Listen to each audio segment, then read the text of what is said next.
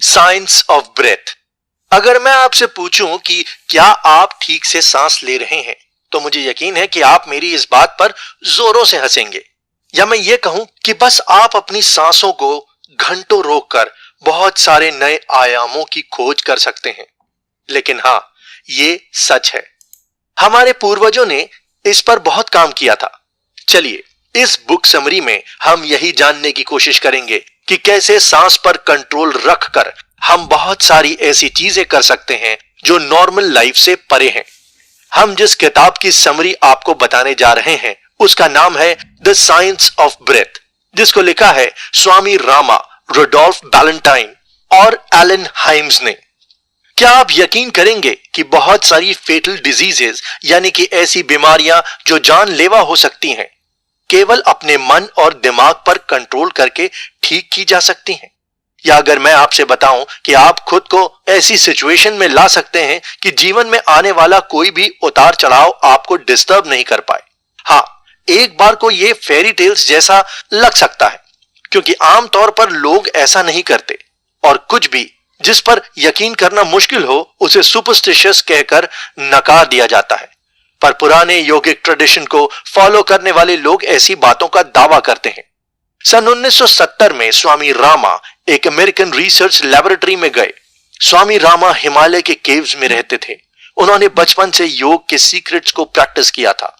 बहुत ही मुश्किल experimental conditions जैसे कि ब्रेन वेव्स और हार्ट बीट को रोक देने के बाद भी वे अपने आसपास हो रही चीजों को फील कर रहे थे। स्वामी रामा की रिपोर्ट्स को देखकर साइंटिफिक पैनल दंग रह गया और अचानक से इंडियन योगीज के सारे दावे सुपरस्टिशन से हटाकर एक इनर साइंस प्रतीत होने लगे। वेस्टर्न साइंटिस्ट को भी लगने लगा कि भारत की पुरानी नॉलेज भी उनसे बहुत बढ़कर है। 21वीं सदी में आजकल के लोग अब इन धारणाओं से हटकर पुराने लोगों की नॉलेज और उनकी प्रैक्टिकल इंसाइट को अप्रिशिएट करना सीख रहे थे। ये वास्तव में लेकिन एक दुखद रूप से जिस तरह से हम पुरानी मेडिकल टेक्निक्स का मॉडर्नाइजेशन कर रहे हैं, हमारे पुराने कल्चर जो अब तक इन टेक्निक्स को प्रिजर्व कर रहा था, वो अब खत्म होने लगा है।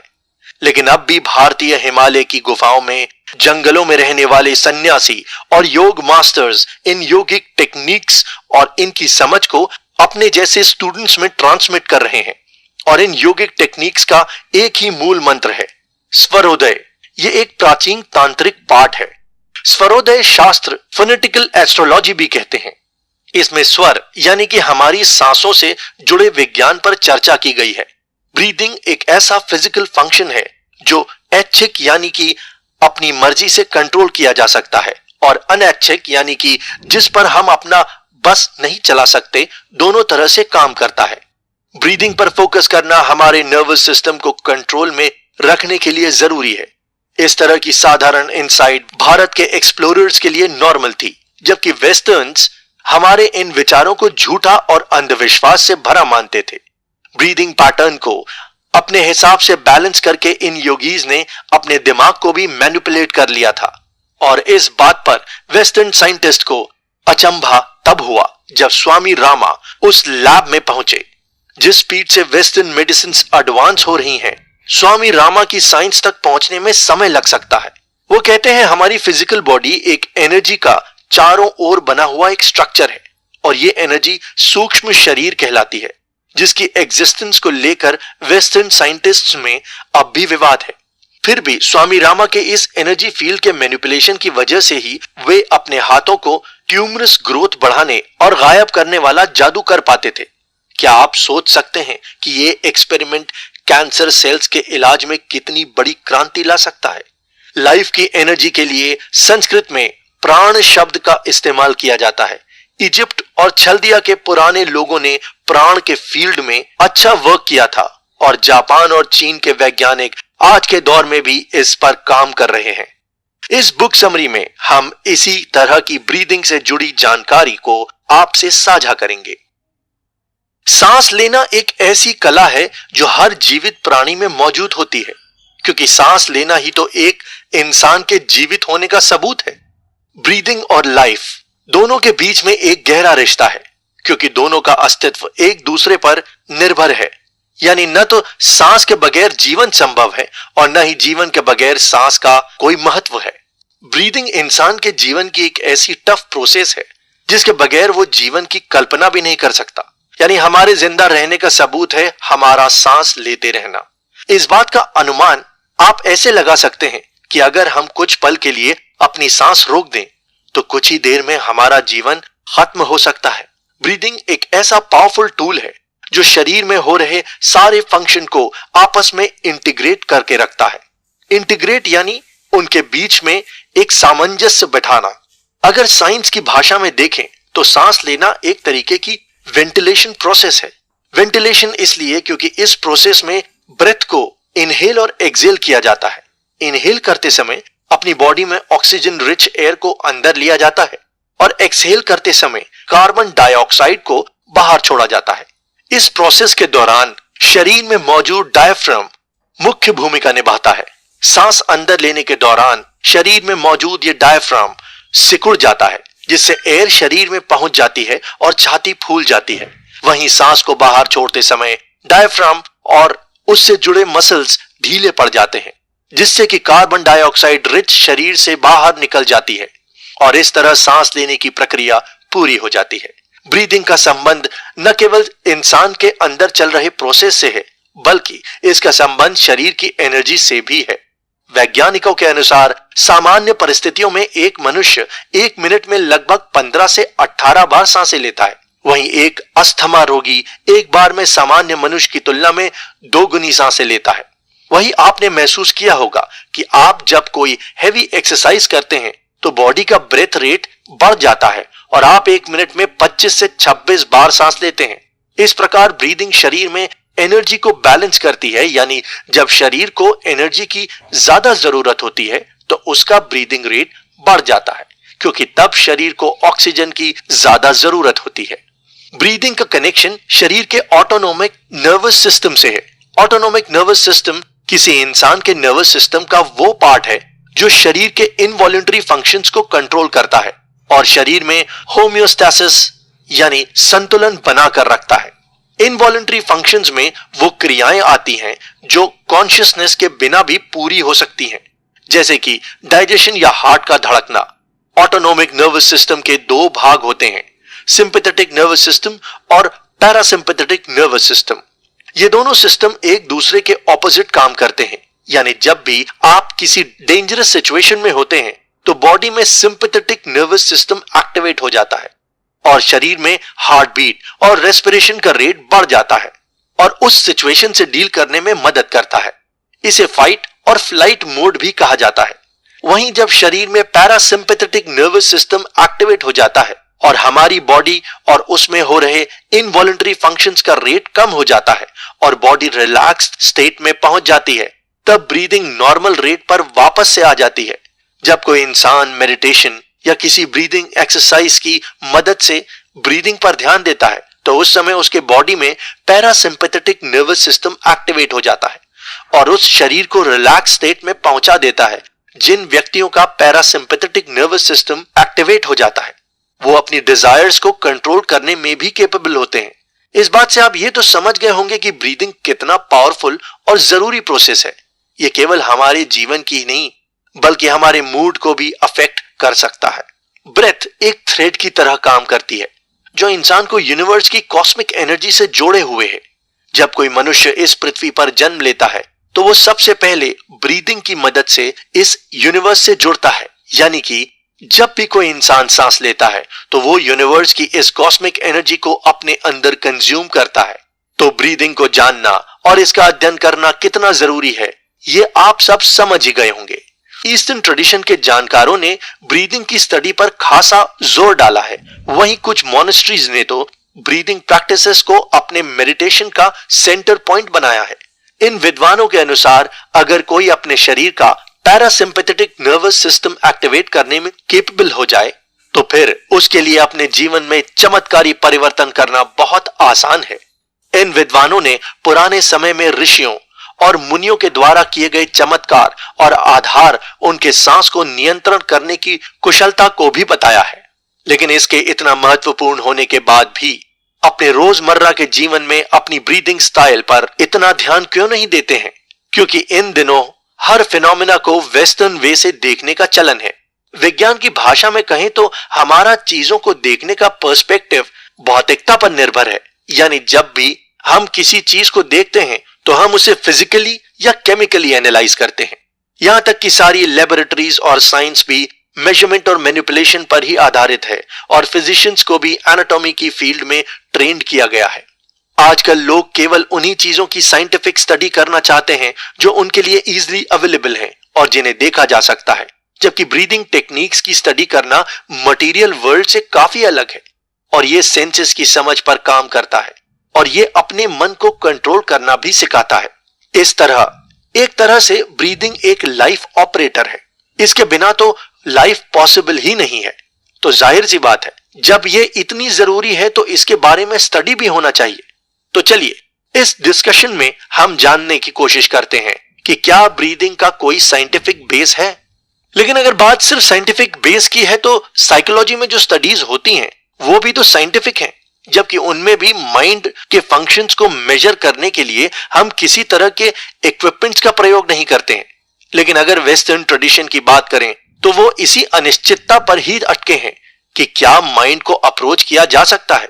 भारतीय योगीज का पर्सनल एक्सपीरियंस इस चीज को मानता है कि माइंड है तो इसमें हो रहे फंक्शंस जैसे कि थॉट्स, फीलिंग्स और इमोशंस के बारे में हम अवेयर हैं और ये एक इंसान के जीवन में इंपॉर्टेंट रोल प्ले करते हैं।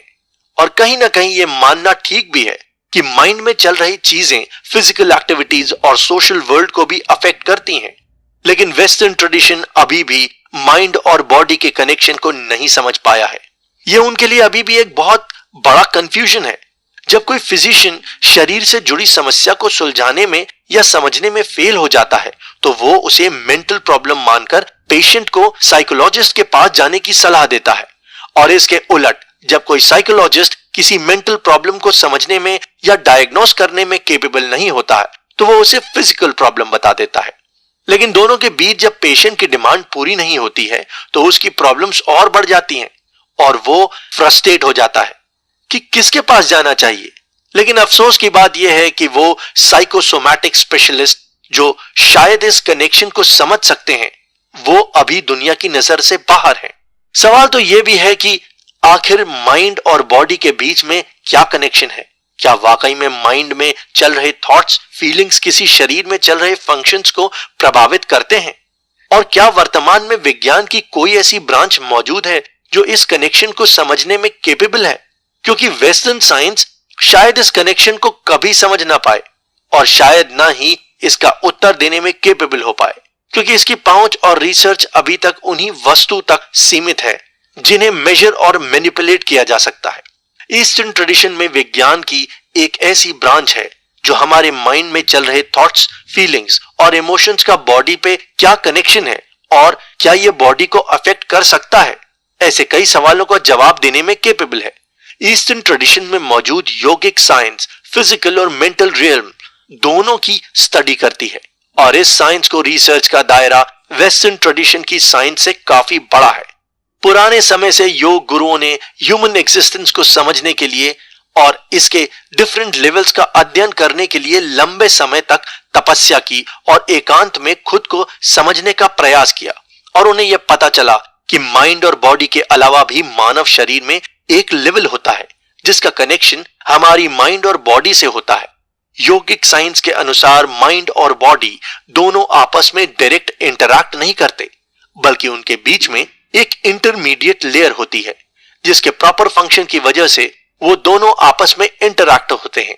वेस्टर्न स्टडीज शायद इस लेयर के बारे में अभी तक अनअवेयर है, तभी वो माइंड और बॉडी के बीच के कनेक्शन को समझ नहीं पाए हैं और यही कारण है कि अभी तक वेस्टर्न स्टडी से प्रभावित लोग माइंड और बॉडी के डिलेमा में उलझे हैं।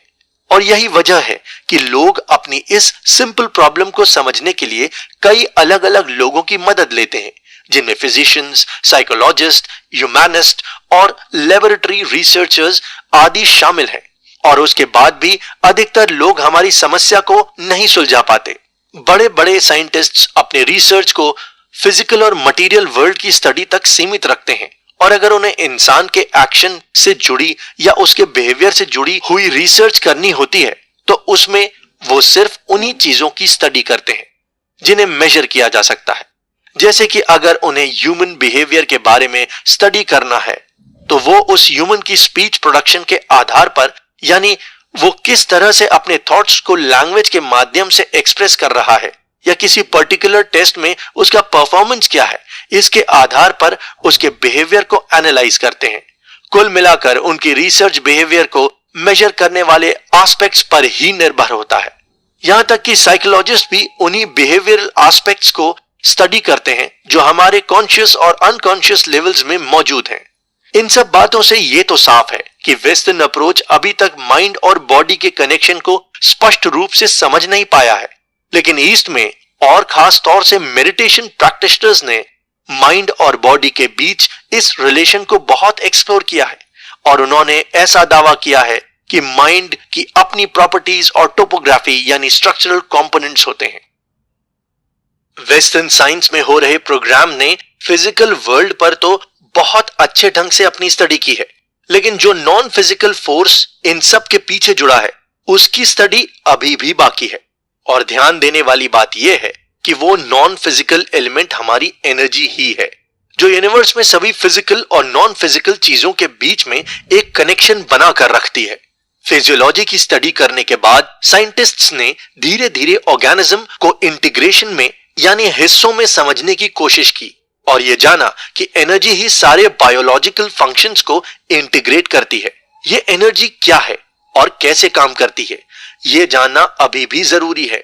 लेकिन अगर हम वेस्टर्न साइंस की दुनिया के कुछ महान साइंटिस्ट्स की बात करें तो न्यूटन जैसे साइंटिस्ट का इंटरेस्ट हमेशा मैकेनिक्स की तरफ ही रहा है। उनका फोकस हमेशा इस बात पर रहा है कि एक ऑब्जेक्ट दूसरे ऑब्जेक्ट के रिलेशन में किस तरह से मूव करता है या किस तरह से एक दूसरे को अफेक्ट करता है। हालांकि इसके बाद 20वीं शताब्दी में इलेक्ट्रोमैग्नेटिज्म पर काफी जोर डाला गया क्योंकि ये न्यूक्लियर फोर्स की स्टडी के बारे में बताता है। लेकिन फिर भी वहां एक जरूरी सवाल यही था कि मैटर और एनर्जी के बीच में क्या है, कोई रिलेशन है या नहीं। हमारी फिजिकल बॉडी और एनर्जी के बीच में क्या रिलेशन है, और सबसे जरूरी तो यह जानना है कि आखिर ये एनर्जी है क्या। अगर हम एनर्जी को छू नहीं सकते या देख नहीं सकते तो इसके साइंटिफिक होने का दावा कैसे किया जा सकता है।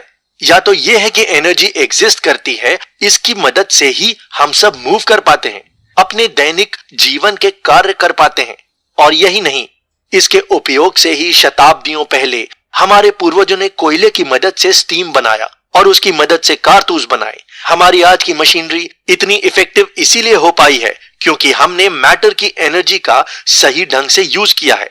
लेकिन आखिर हम मैटर और एनर्जी के बीच के इस फिनोमेना को कैसे समझेंगे। इस फिनोमेना को समझने के लिए आइंस्टाइन ने एक फॉर्मूला बनाया जिससे मैटर और एनर्जी के बीच के रिलेशन को समझा जा सकता है। वो फॉर्मूला था E=mc²। और इस फॉर्मूले की मदद से आइंस्टाइन ने बताया कि मैटर और एनर्जी एक दूसरे के इंटर कन्वर्टेबल हैं, यानी कि मैटर को एनर्जी में चेंज किया जा सकता है और यह चेंज सिर्फ एक ही डायरेक्शन में नहीं होता है बल्कि हम एनर्जी को मैटर में भी चेंज कर सकते हैं। मतलब कि एनर्जी और मैटर ये दोनों चीजें एक दूसरे के स्थान पर यूज हो सकती हैं। आइंस्टाइन के द्वारा दिए गए फॉर्मूले का यूज न्यूक्लियर एक्सप्लोजन्स में भी हुआ जिसके परिणाम बहुत दुखद थे। और अगर इसके एग्जाम्पल्स को देखा जाए तो अमेरिका के द्वारा जापान पर किए गए न्यूक्लियर एक्सप्लोजन ने हिरोशिमा सिटी को पूरी तरह से उजाड़ कर रख दिया था। आइंस्टाइन के एनर्जी के इस कॉन्सेप्ट को समझने के बाद आइए अब बात करते हैं कि ईस्टर्न साइंस के अकॉर्डिंग एनर्जी क्या है और आखिर ये किस तरह से काम करती है। संस्कृत के अनुसार मानव शरीर में कई लेवल्स यानी कोश पाए जाते हैं और इनमें से जिस लेवल पर एनर्जी काम करती है उसे प्राण कोश कहते हैं। उपनिषद में प्राण कोश को फिजिकल बॉडी या दूसरा फॉर्म माना गया है। ये एक वाइटल शीट है। उपनिषद की माने तो इस प्राण कोश ने ही फिजिकल बॉडी का फॉर्म ले लिया है। पूर्व काल के योग गुरुओं के अनुसार मानव शरीर के इस प्राण कोश का संबंध फिजिकल बॉडी से है और इतना ही नहीं, इसका कनेक्शन शरीर के दूसरे हाई लेवल यानी माइंड से भी है। अगर आप ध्यान से समझने की कोशिश करें तो आप पाएंगे कि प्राण कोश और एनर्जी में क्या कनेक्शन है ये दैनिक जीवन में क्लियरली देखने को मिलता है। जैसे कि जब कोई इंसान एनर्जेटिक फील करता है तो उसका दिमाग भी तेजी से काम कर रहा होता है और हर मुश्किल काम भी पूरे डेडिकेशन के साथ हो जाता है। अब इसी तरह विपरीत देखा जाए तो जब कोई लो एनर्जी फील करता है तो उस समय रोजमर्रा के कामों में भी मन नहीं लगता। ऐसे में मुश्किल काम करना तो बहुत ही दूर की बात है। उम्मीद है कि अब आप समझ ही गए होंगे कि एनर्जी यानी प्राण कोश हमारी माइंड को कैसे अफेक्ट करता है। इसके अलावा साइकोलॉजी के अलग अलग स्कूल्स में भी एनर्जी के इस कॉन्सेप्ट के बारे में बताया गया है। जैसे कि सिगमंड फ्रॉइड, जिन्हें मॉडर्न साइकोलॉजी का फादर कहा जाता है, उन्होंने psycho analytic school of psychology में एनर्जी को लिबिडो कहा है। फ्रॉइड के अकॉर्डिंग लिबिडो एक सेक्सुअल एनर्जी है जो हर व्यक्ति में मौजूद होती है और ये एनर्जी व्यक्ति को प्लेजर्स की तरफ लेकर जाती है। चलिए अब वापस से अपनी चर्चा पर आ जाते हैं, योगिक साइंस की तरफ। प्राचीन योगिक टेक्स्ट उपनिषद में मनुष्य के शरीर के कई लेवल्स के बारे में बात की गई है। उपनिषद में लिखी गई बातें माने तो ह्यूमन बॉडी में फिजिकल लेवल, प्राणिक लेवल, मेंटल लेवल और एक हायर कॉन्शियस लेवल होता है और ये सभी लेवल्स एक दूसरे को ओवरलैप करते हैं, यानी ये सभी लेवल्स एक दूसरे के ऊपर लेयर्ड हैं। अब अगर इनके फंक्शंस की बात की जाए तो ये सभी लेवल्स एक दूसरे को इन्फ्लुएंस भी करते हैं। जैसे कि एक उदाहरण से समझा जाए तो मान लीजिए आपका मूड किसी बात को लेकर बहुत अपसेट है और आप सैड फील कर रहे हैं, तो इस टाइम आपकी बॉडी में एनर्जी का फ्लो कैसा होगा, हाई या लो? जाहिर सी बात है लो होगा। यानी आपके माइंड में जिस तरह के थॉट्स चल रहे हैं वो आपके शरीर में किस तरह का एनर्जी फ्लो होगा इसको डिटरमाइन करते हैं। उम्मीद है अब आप समझ गए होंगे कि ब्रेन हमारी बॉडी में एनर्जी को, जिसका सीधा कनेक्शन प्राणिक लेवल से है, उसे कैसे इन्फ्लुएंस करता है। प्राण एक तरह से हमारी साइक, अगर सरल भाषा में कहें तो मेंटल स्टेट और वाइटैलिटी को आपस में लिंक करता है, क्योंकि इस लेवल पर एनर्जी काम करती है। अभी तक इस चर्चा से आप समझ ही गए होंगे कि एनर्जी हमारी लाइफ में कितनी इंपॉर्टेंट रोल प्ले करती है। चलिए अब बात करते हैं ब्रीदिंग की, क्योंकि यही तो हमारे प्राणिक लेवल को चलाने का काम करती है। और हम एक तरह से कह सकते हैं कि ब्रेथ हमारे प्राणिक लेवल की व्हीकल है, क्योंकि अगर सांस चल रही है तभी जीवन है, नहीं तो कुछ भी नहीं। जब किसी व्यक्ति की डेथ हो जाती है तो उसके साथ उसकी बॉडी की वाइटल एनर्जी डिपार्ट हो जाती है। इंसान के इंटरेस्ट, डेडिकेशन और एक्सपायरेशन के पीछे एक वाइटल एनर्जी छिपी है जो लाइफ और डेथ दोनों को डिटरमाइन करती है। और ये इनर एनर्जी एक बहुत ही कॉम्प्लिकेटेड टॉपिक है। कॉम्प्लिकेटेड इसलिए क्योंकि इसको समझना इतना आसान नहीं है, और यही वजह है कि वर्षों से कई विद्वान लगातार इसके अध्ययन में लगे हुए हैं। ईस्टर्न योगिक साइंटिस्ट्स ने इस पर कई बुक्स भी लिखी हैं, जिनमें उन्होंने बताया है कि एनर्जी का फ्लो शरीर के प्राण कोश से होता है और इस कोश में अनेक नाड़ियां पाई जाती हैं जिसके थ्रू एनर्जी हमारी बॉडी में फ्लो करती है। लेकिन अफसोस की बात यह है कि ह्यूमन एग्जिस्टेंस के इतने इंपॉर्टेंट एरिया को वेस्टर्न साइंस ने अपने अध्ययन से दूर रखा। इस एपिसोड में बस इतना ही। आगे हम जानेंगे कि ब्रेथ, जो हमारी प्राणिक लेवल का इंपॉर्टेंट व्हीकल है, उसका हमारे जीवन पर कितना बड़ा रोल है। कुछ बहुत ही कॉमन फिजियोलॉजिकल फंक्शंस जैसे कि सांस लेने की प्रक्रिया आजकल के लोगों की अटेंशन से दूर है, जबकि सबको पता है कि हार्ट कैसे काम करता है और इसकी इंपॉर्टेंस क्या है, क्योंकि उससे होने वाली कार्डियोवैस्कुलर डिजीजेस का खतरा बढ़ता जा रहा है।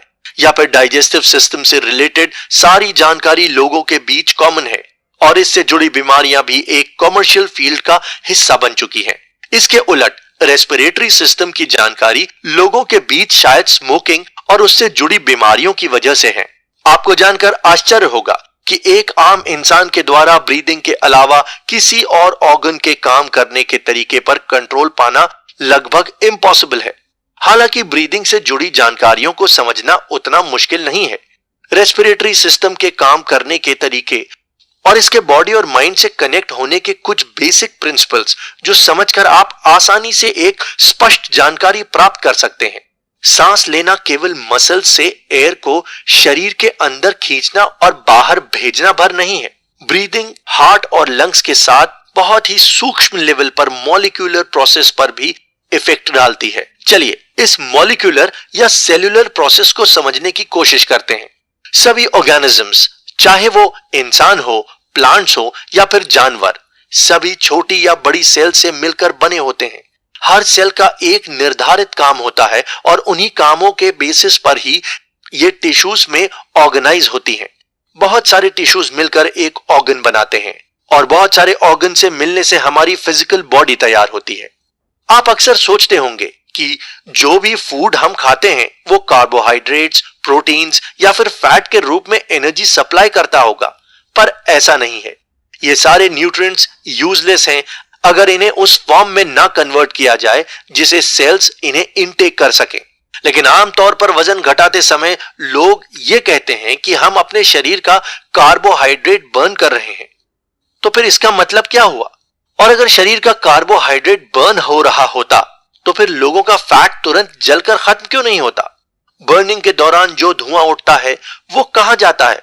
आपने अक्सर सुना होगा कि ह्यूमन बॉडी लगभग 88% पानी है। तो क्या यह पानी कार्बोहाइड्रेट को बर्न होने देता होगा? या फिर कोई भी चीज जब जलती है तो उसका एनर्जी हीट और लाइट के फॉर्म में रिलीज होती है? लेकिन यहां तो ऐसा कुछ भी नहीं होता। एक्चुअली जब कोई चीज जलती है असल में वो कार्बन कंटेनिंग सब्सटेंस की वजह से होता है। अगर ये प्रोसेस अच्छे से होता है तो कार्बन डाइऑक्साइड, वाटर और ऐश हमें प्रोडक्ट के रूप में मिलता है और एनर्जी रिलीज होती है। यह प्रोसेस बहुत ही तेजी से होता है।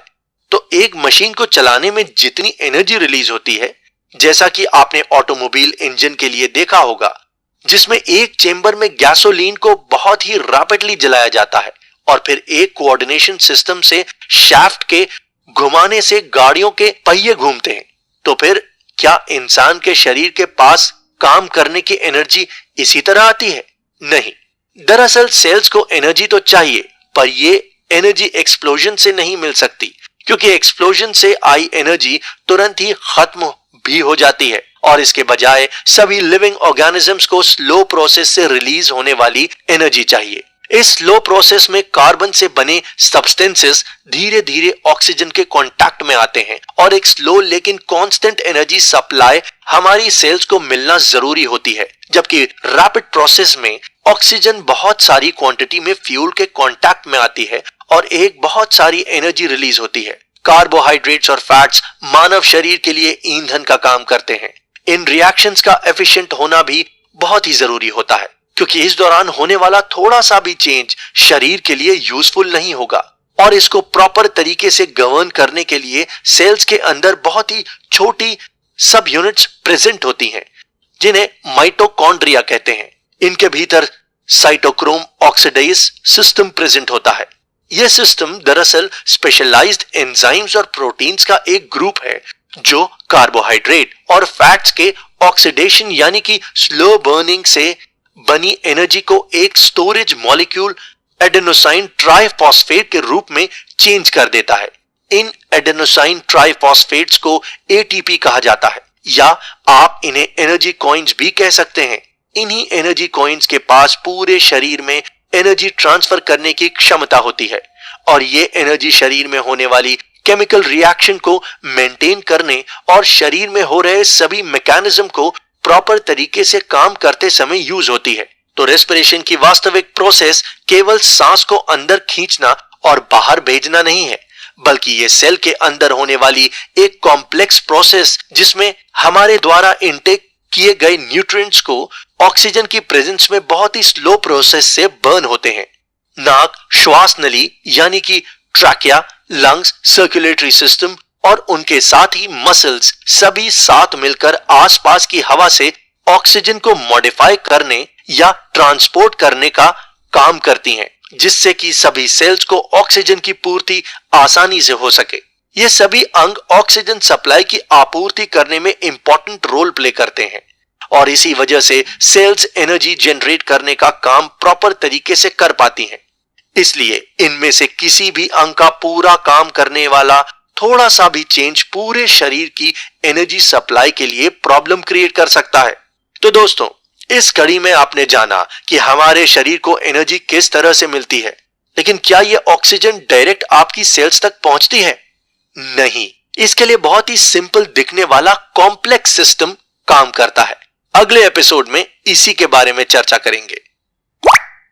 तो दोस्तों, अब तक के डिस्कशन में हमने समझा कि हमारी बॉडी प्राण कोश एनर्जी को कंट्रोल और रेगुलेट करता है, लेकिन इस लेवल को कंट्रोल कैसे किया जाए और इसे कंट्रोल करने के क्या फायदे हैं, ये जानना वेस्टर्न साइंस में एक मिस्ट्री बनकर ही रह गया है। चलिए वापस से अपनी चर्चा को ले चलते हैं ईस्टर्न साइंस की तरफ और देखते हैं कि ईस्टर्न साइंस के इस लेवल को कंट्रोल करने के लिए क्या टेक्निक्स बताई गई हैं। योगियों के अनुसार प्राण कोश को कंट्रोल करने के प्रिंसिपल बहुत ही सिंपल हैं। अगर लोग अपनी ब्रीदिंग पर फोकस करें और इसके पीछे छिपी साइंस को जान लें तो प्राण कोश को कंट्रोल किया जा सकता है। लेकिन समस्या यह है कि लोग ये मानते हैं कि ब्रीदिंग प्रैक्टिसेस बहुत ही टाइम कंज्यूमिंग है और ये इस बिजी लाइफस्टाइल में उनके पास ब्रीदिंग प्रैक्टिस करने का टाइम ही नहीं है। पर थोड़ा सा वर्क किया जाए और इन्हें अपनी लाइफस्टाइल में थोड़ा सा टाइम दिया जाए तो ये लाइफस्टाइल का पार्ट बन सकती है और इसे अपने हर कनेक्शन में फील किया जा सकता है। चलो इस बात को एक एग्जाम्पल से समझते हैं। मान लीजिए कि आप एक साधारण मनुष्य हैं और आपके पास बायां पैर है, तो क्या आप हमेशा यही सोचते रहते हैं कि आपको इस पैर को कैसे मूव करना है, इसको कहां रखना है और इसकी मदद से कैसे चलना है? या आप चलते चलते कभी कभी इस चीज को रुककर सोचने लगते हैं कि अब मुझे कौन सा पैर आगे रखना चाहिए, या फिर सुबह उठते ही आपके दिमाग में यह ख्याल आता है कि मुझे अपने बाएं पैर को कैसे पूरे दिन यूज करना है। यकीनन आपको यह सवाल सुनकर हंसी आ रही होगी, क्योंकि सामान्य तौर पर हम इस पर ध्यान नहीं देते, और देना भी क्यों। हर सामान्य मनुष्य के अंदर काइनेस्थेटिक सेंस होता है। यह सेंस ही शरीर जो उसके पार्ट्स की लोकेशन, उनके आपस में रिलेशन के बारे में बताता है, और साथ ही इन बॉडी पार्ट्स को कैसे यूज करना है इसकी जानकारी भी देता है। इसका दूसरा कारण यह भी हो सकता है कि क्योंकि आप अपने बॉडी पार्ट्स को एक लंबे समय से यूज कर रहे हैं, जिसके कारण इनके फंक्शंस और मूवमेंट आपको अच्छी तरह से लर्न हो चुके हैं। लेकिन इस लर्निंग की प्रोसेस में काफी लंबा समय लगा है। बचपन में जब आपने अपने दोनों पैरों की मदद से चलने की कोशिश की होगी तो शायद कई बार लड़खड़ाए होंगे, गिरे होंगे, चोट भी लगी होगी। लेकिन बाद में आपने इस चीज को कॉन्स्टेंटली लर्न कर लिया कि किस तरह से चलने पर आप नहीं गिरेंगे। अगर शरीर के बाकी फंक्शंस की तरह ही ब्रेथ को देखा जाए तो इसके फंक्शंस को कंट्रोल करना हमारे लिए आसान होगा। यह ह्यूमन बॉडी का एक ऑटोमेटिक सिस्टम है, बिल्कुल वॉकिंग की तरह। ब्रीदिंग के बारे में भी कॉन्स्टेंटली अवेयर हुआ जा सकता है। आपको जानकर हैरानी होगी कि जिन लोगों ने सर्वोदय में महारत हासिल की है वो अपने द्वारा ली गई हर सांस के बारे में अवेयर हैं। यहाँ सर्वोदय से हमारा मतलब है ब्रीदिंग के पीछे साइंस से। चलिए अब बात करते हैं योगिक साइंस के सबसे इंपॉर्टेंट पॉइंट के बारे में। ब्रीदिंग एकमात्र ऐसी प्रोसेस है जो वॉलंटरी भी है और इनवॉलंटरी भी, यानी कोई भी व्यक्ति कॉन्शियसली भी ब्रीथ कर सकता है अपनी ब्रीथ के बारे में अवेयर होकर। इसके अलावा बिना इसके बारे में कॉन्शियस अवेयरनेस के भी व्यक्ति ब्रीथ कर सकता है। इसके पीछे का कारण यही है कि किसी इंसान का शरीर बिना ब्रीदिंग के ऑपरेट नहीं हो सकता, तो चाहे वो इसके बारे में अवेयर हो या ना हो। ब्रीदिंग तो बॉडी में होती रहती है, लेकिन अगर इसे कॉन्शियस लेवल पर कंट्रोल नहीं किया जाता और इस पर ध्यान नहीं दिया जाता तो ये इर्रेगुलर हो जाती है और लोगों के लिए फिजिकल प्रॉब्लम क्रिएट कर सकती है। अगर अपनी ब्रीदिंग पर ध्यान दिया जाए तो ये शरीर के सभी फंक्शंस को आपस में इंटीग्रेट करके रखेगी, और साथ ही ब्रीदिंग पर कंसंट्रेट करने से लोग खुद को मेंटल लेवल पर फिट भी रख सकते हैं। जितना आप ब्रीदिंग के बारे में अपनी अवेयरनेस को बढ़ाएंगे उतना ही आप खुद को खुद से इंटीग्रेट कर पाएंगे। चलिए अब बात करते हैं कुछ ऐसी प्रैक्टिसेस की जो लोगों को ब्रीदिंग से अवेयर कराने में मददगार होती है।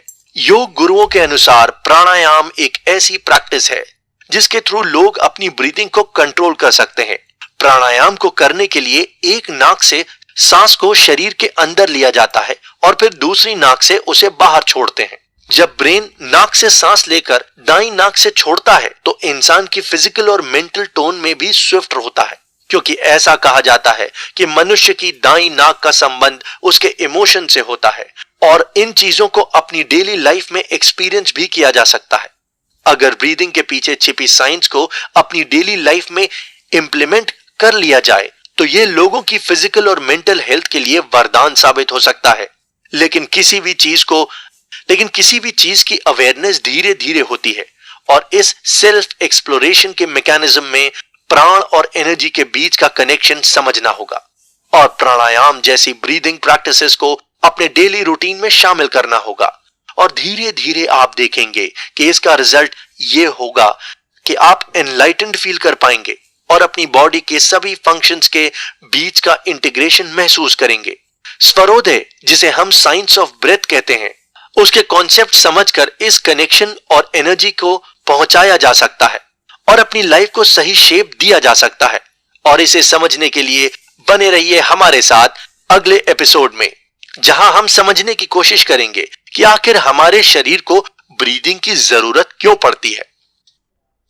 अभी तक हमने समझने की कोशिश की कि ब्रेथ एक इंसान की फिजिकल बॉडी और माइंड दोनों को इन्फ्लुएंस करती है, तो जाहिर सी बात है कि इसका रिदम और रेट भी उसकी लाइफ को इन्फ्लुएंस करता होगा।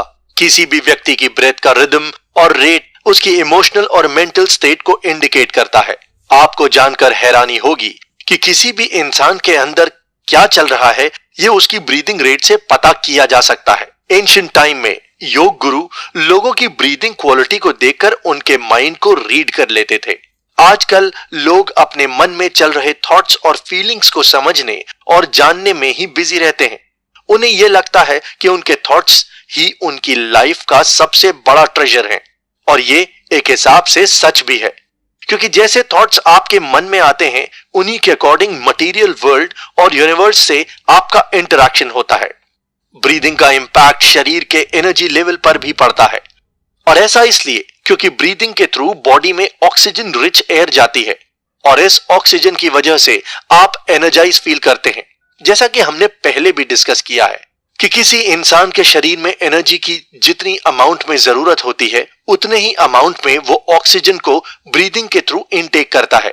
यानी कि हम कह सकते हैं कि ब्रीदिंग का फ्लो बॉडी में एनर्जी पैटर्न को बैलेंस करता है। चलिए अब ये समझने की कोशिश करते हैं कि शरीर की फिजिकल एक्टिविटीज और मेटाबॉलिज्म ब्रीदिंग पर कैसे डिपेंड करता है। एक्चुअली हर सांस के साथ प्राणिक कोश में एनर्जी का संचार होता है और एनर्जी का फ्लो शरीर में टिश्यूज को बनाता है और उन्हें सस्टेन करता है।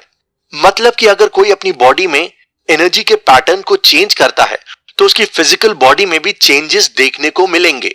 ये तो सच है कि किसी भी इंसान की बॉडी में जीवन भर चेंजिंग होती रहती है, लेकिन ये चेंज बहुत धीमे धीमे होता है। ये इसलिए होता है क्योंकि शरीर में एनर्जी का फ्लो बहुत धीरे धीरे बदलता है।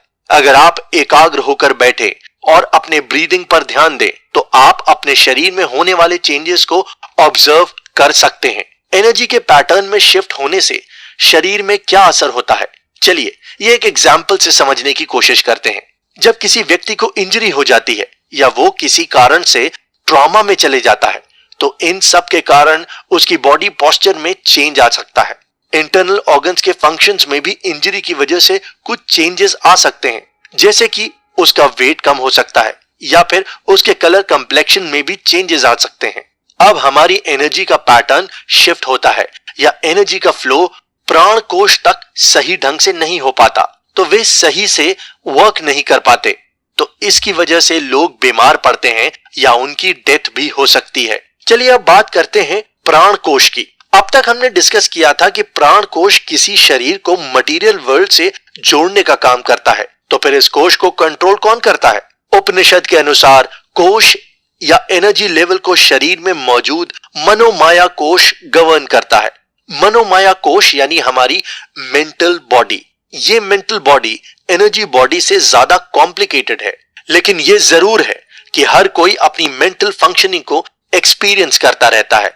ईस्टर्न साइंस में माइंड और बॉडी के बीच में एक गहरा रिश्ता बनाया गया है और इसको समझने के लिए बहुत डिटेल्ड स्टडी भी की गई है और इन कॉन्सेप्ट्स को समझकर ह्यूमन बिहेवियर, माइंड और बॉडी के कनेक्शन को अच्छी तरह से समझा जा सकता है और उनके द्वारा बताई गई टेक्निक्स को अपनी डेली लाइफ में इंप्लीमेंट भी किया जा सकता है। आज के साइंटिफिक ईरा में यह माना जाता है कि फिजिकल बॉडी ही माइंड को जन्म देती है, यानी कि फीटस में कोई माइंड नहीं होता जब वो जन्म लेता है तो जन्म के बाद उसके अंदर कॉन्शियसनेस और माइंड धीरे धीरे डेवलप होता है।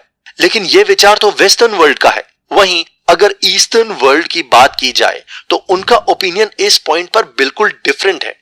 योगिक साइंसेस के अकॉर्डिंग इंसान के शरीर का हर लेवल दूसरे लेवल को इवॉल्व करता है, यानी कि सबसे पहले बॉडी की टॉप लेवल कॉन्शियस माइंड को इवॉल्व करती है, इसके बाद माइंड फिजिकल बॉडी को इवॉल्व करता है और इसी के साथ हम वर्ल्ड को मैनिफेस्ट कर पाते हैं। सच में यही एक फिनोमेना को समझने के अलग अलग पर्सपेक्टिव हैं, लेकिन ये पर्सपेक्टिव इस चीज को स्पष्ट करते हैं कि ह्यूमन की एग्जिस्टेंस के पीछे कॉन्शियसनेस की एक पावर छिपी है और ये पूरा यूनिवर्स इसी पावर की वजह से चलता है और वापस से इसी पावर में मर्ज हो जाता है। तो एटमॉस्फेयर से आने वाली ये ऑक्सीजन क्या सीधे आपकी सेल्स तक पहुंच जाती हैं? नहीं, दरअसल बाहरी एटमॉस्फेयर से सेल तक पहुंचने के बीच ये ऑक्सीजन फेफड़ों और सर्कुलेटरी सिस्टम का एक बहुत ही इंटरेस्टिंग रास्ता तय करती है। तो इस सेगमेंट में हम इसी रास्ते के बारे में समझने की कोशिश करेंगे। जैसे ही मनुष्य की नाक बाहरी एटमॉस्फेयर से हवा को इनहेल करती है और चेस्ट यानी कि छाती तक पहुंचती है, इसे एक पाइप में भेज दिया जाता है और ये पाइप श्वास नली या ट्रैकिया कहलाता है और ये लंग्स तक हवा को पहुंचने का मेन रास्ता है। ये एक स्मूथ ट्यूब जैसी संरचना होती है जो लैरिंक्स यानी कि वॉइस बॉक्स के जस्ट नीचे होती है। आखिरी सिरे पर ये दो ट्यूब्स में बढ़ जाता है जो दोनों तरफ के लंग्स में ओपन होता है। लंग्स में पहुंचने वाले पार्ट को ब्रोंकाई कहते हैं। ये किसी पेड़ की ब्रांचेस की तरह बनी स्ट्रक्चर होती है और ये आगे और छोटे पार्ट्स में बढ़ जाती है और तब इन्हें ब्रोंकियोल्स कहते हैं और इनमें से प्रत्येक ब्रोंकियोल एक बहुत छोटे एयरबैग में क्लोज हो जाता है और इस एयरबैग को एल्वियोलाई कहते हैं। ये एयरबैग्स यानी कि एल्वियोलाई इतने छोटे होते हैं कि बाहर से देखने पर फेफड़ों के टिश्यूज एक सॉलिड और फ्लेशी स्ट्रक्चर जैसे महसूस होते हैं, लेकिन असल में काफी हद तक ये बबल्स हैं। ऐसे बबल्स जिनकी बाहरी दीवारें केवल एक ही सेल लाइनिंग से बनी है और इस लाइनिंग की सेल्स भी बहुत ही पतली होती है। एल्वियोलाई के चारों तरफ बहुत ही छोटे छोटे ब्लड वेसल्स का एक नेटवर्क होता है। ये नेटवर्क आसपास में कैपिलरी जैसे ट्यूब से कनेक्ट होता है। एटमॉस्फेयर में उपस्थित ऑक्सीजन हमारे नाक मुंह से होते हुए श्वास नली यानी ट्रैकिया में जाती है और वहां से ब्रोंकियल सिस्टम से होते हुए एल्वियोलाई तक पहुंचती है और यहां से इन कैपिलरी ट्यूब से होते हुए ये ऑक्सीजन ब्लड स्ट्रीम में प्रवेश करते हैं। इस प्रोसेस के परफेक्ट तरीके से काम करने के लिए जरूरी है कि एल्वियोलाई में पहुंचने वाली ऑक्सीजन और कैपिलरीज के द्वारा अब्सॉर्ब की जाने वाली ऑक्सीजन में बैलेंस बना रहे। एक नजर में आप कहेंगे कि यह तो सिंपल सी बात है, पर यह इतनी आसानी से नहीं होता है। लंग्स की फिजियोलॉजी से पता चलता है कि ब्लड पूरे फेफड़ों में एक ही तरह से डिस्ट्रीब्यूट नहीं होता।